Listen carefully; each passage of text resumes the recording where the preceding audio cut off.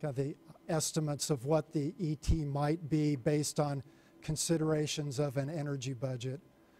So what we did to be more conservative in our water budget, we used the climate-based, or the ET ranges on the right, which are the lower ET ranges for our first cut at a water budget.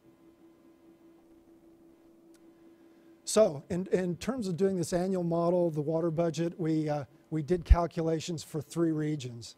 And these are the Central Valley unimpaired flow basins that DWR defined. So we considered the Sacramento Basin. We did calculations in that region. We did calculations in the Delta. And then we did calculations for the San Joaquin Basin.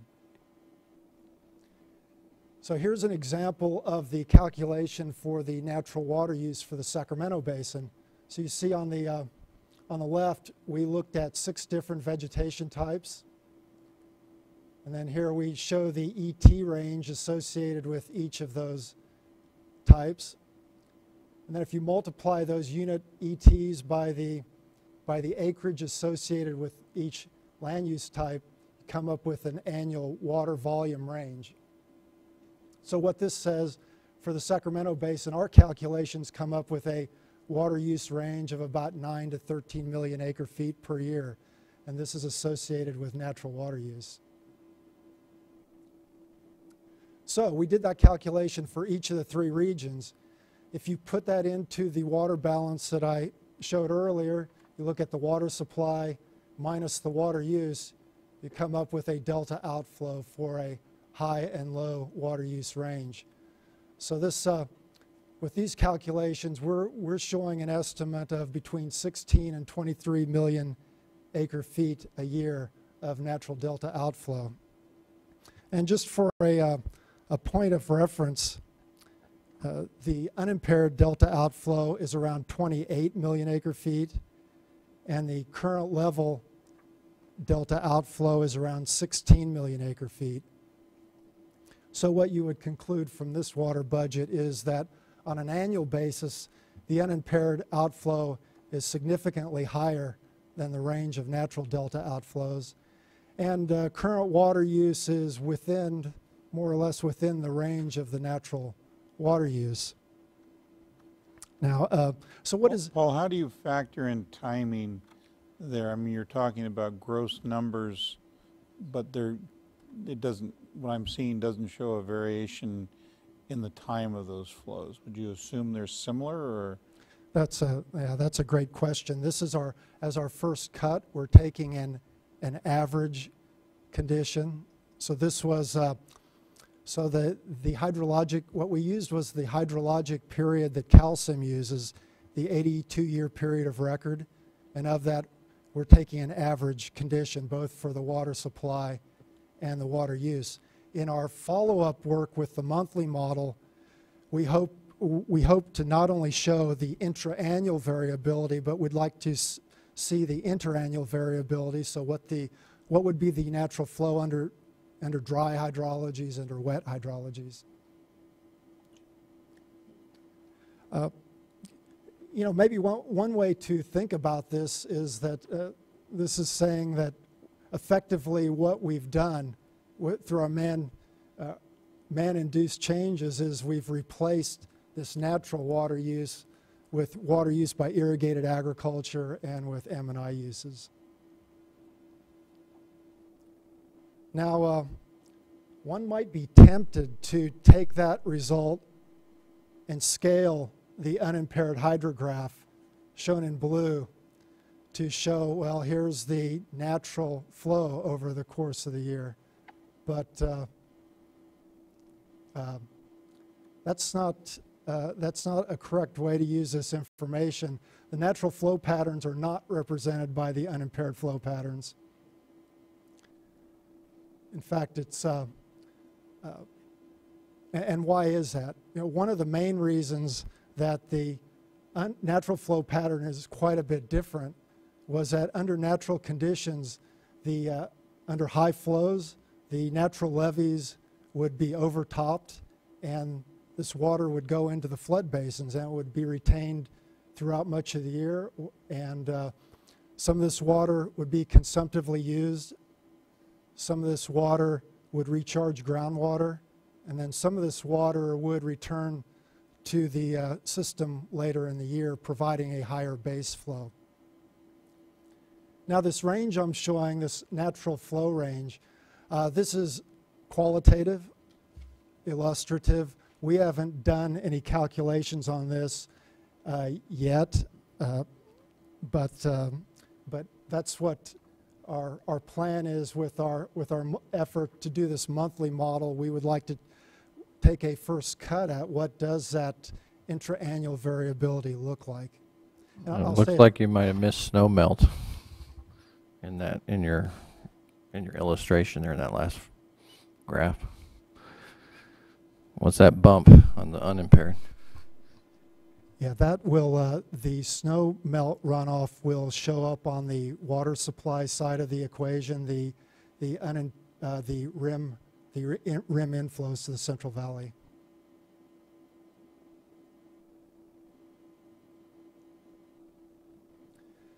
So the monthly model, in a lot of respects, I'm going to call this monthly model, this is a baby step. And I hope that this will enliven debate about what a better estimate is than what we come up with. It's going to be fairly simple. It's going to be a water balance, but it's going to be done on a monthly time step. It's going to account for a lot of the same things that the annual model did. Inflow and precipitation, water use. We'll be considering 3 regions, the Sacramento Valley, San Joaquin Valley, and the Delta.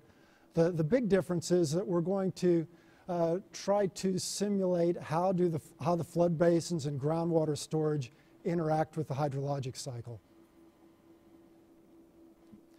So through this, as I mentioned in response to Chairman Hoppin's question, with this monthly model, we believe with this monthly time step, we can develop a multi-year hydrology, so we can look at what would this natural flow look like in dry years, what would it look like in wet years, and then how will it vary within a year, the seasonal variation.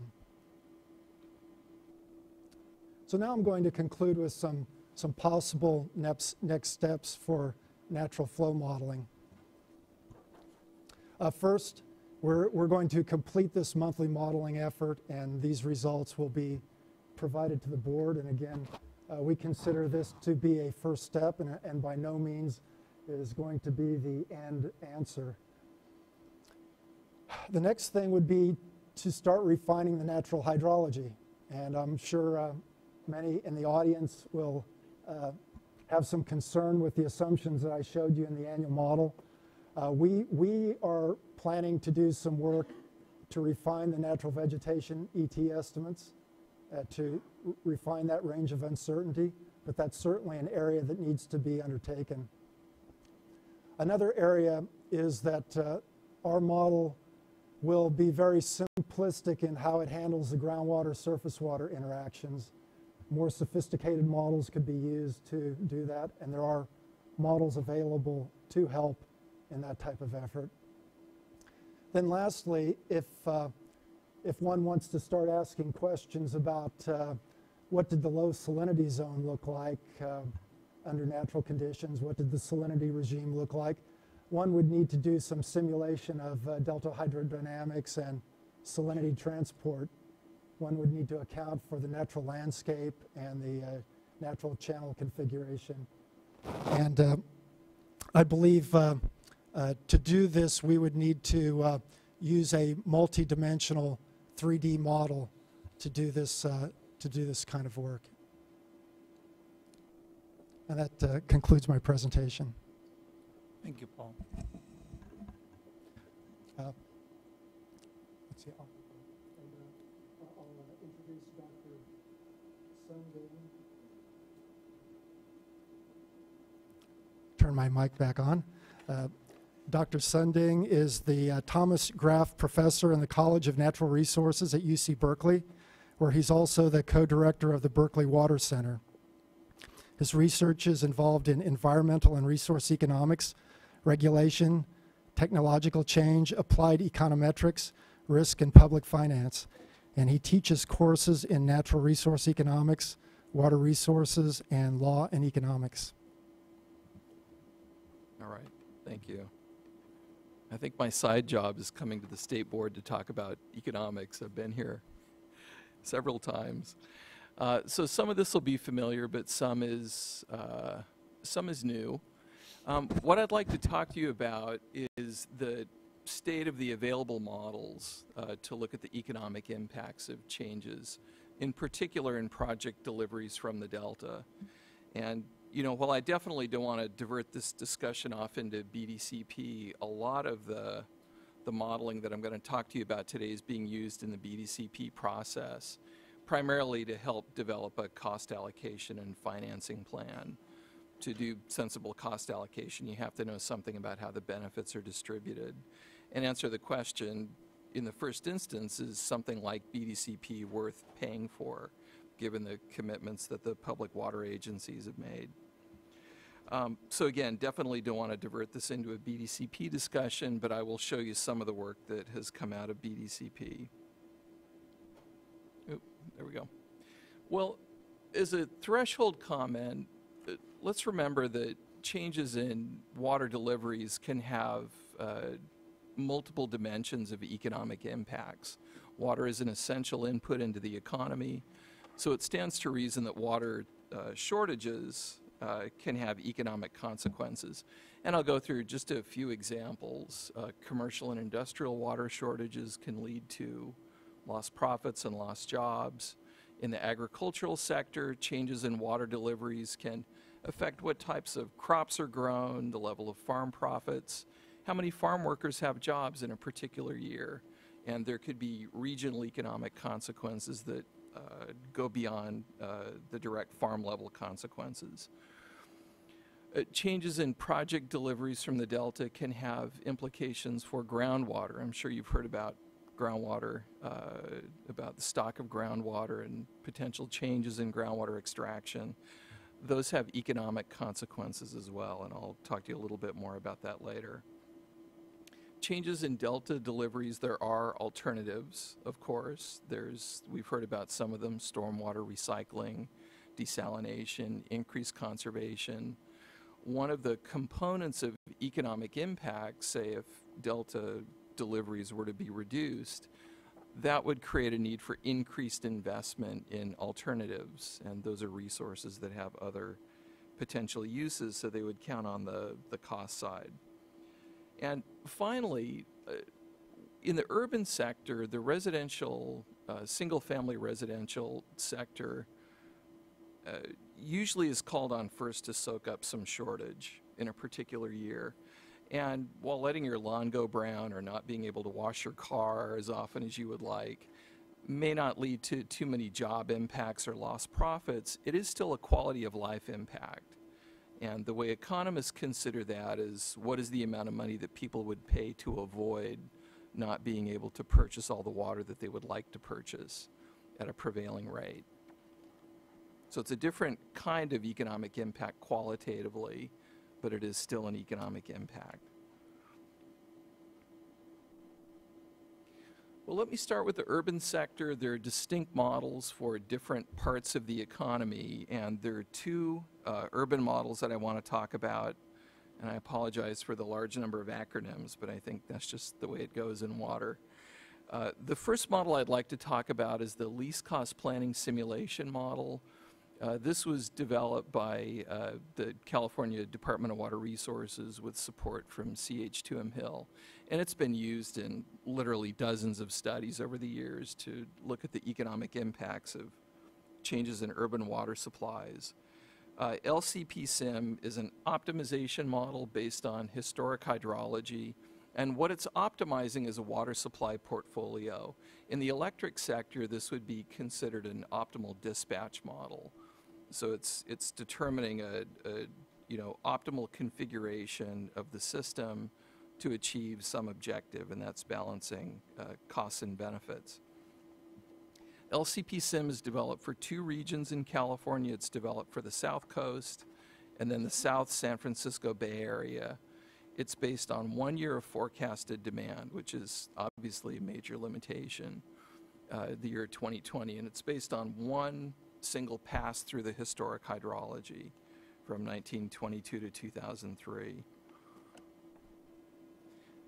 More recently, there is a model that was commissioned by the state water contractors and Metropolitan Water District, and my firm has been involved in the development of that model. And this is the supply-demand balance simulation model. So it's more of a simulation model as opposed to an optimization model, and I know there's been discussion about simulation versus optimization today. With respect to the style of the analysis, a real advantage of the SDBSIM framework is that it's disaggregated down to the level of 36 individual water agencies. And that's very important because demand conditions vary tremendously from one agency to another. Water rates, water supply portfolios, so ultimate frequency and magnitude of shortages. It's very important to have this level of disaggregation.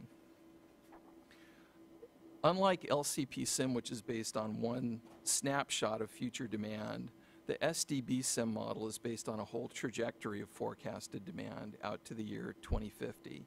So demand is continuously varying as you go off 4 decades into the future.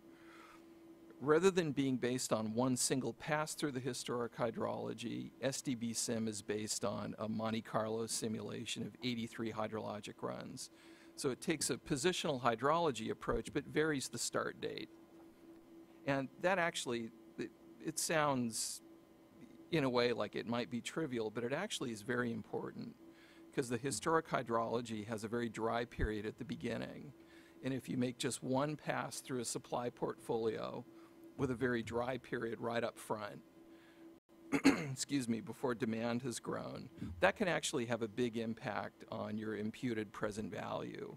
So this Monte Carlo approach is very good. And I should say, finally, the SDBSIM model also incorporates multiple sectors of demand within each of these agencies. Oop. So a comparison, I'll go through this fairly quickly. I think SDBSIM has numerous advantages over LCPSIM. You have to remember that in LCPSIM, the assumption is made that within the South Coast area, for example, that's treated like a free trade zone. Water is allocated by a competitive market. Every water user is willing to pay exactly the same amount for the next unit of water consumption. It's obviously unrealistic to the point of being, I think, not useful. And although this isn't the intent, the results end up being a misleading indicator of actual economic impacts. The SDBSIM model disaggregates impacts down to the level of 36 urban water agencies, all at the moment on the state project system, but that is where most of the urban demands are.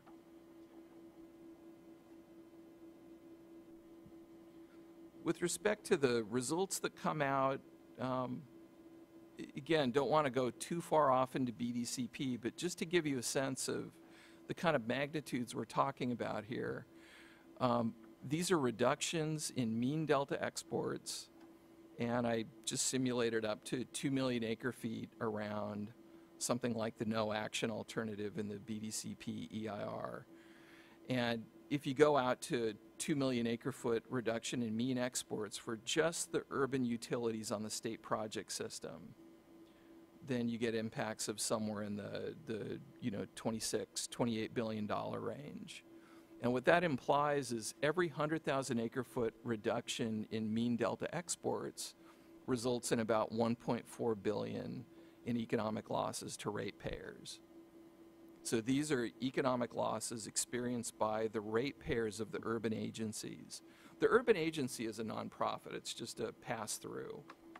So I'm sorry to say that with Matt sitting next to me, but it's just a pass-through.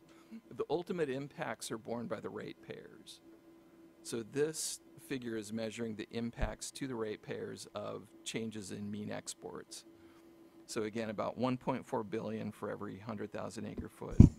And this is regardless of mean export. And this is regardless of whether alternative supplies are available? So this is factoring in the alternatives. Remember, this is a simulation framework. So it's factoring in the alternatives that are profitable to invest in. Profitable. So the way, which, again, the alternatives would be put in even under the LCPSIM framework. You wouldn't invest in an alternative that costs $20,000 an acre foot if it only relieves shortages that are worth $10,000 an acre foot. It would be better just to absorb the shortage. So in a way, the optimization assumption actually minimizes economic impacts. And this is one area where the SDBSIM and the LCPSIM have something in common. It's just because SDBSIM is a simulation model, the optimization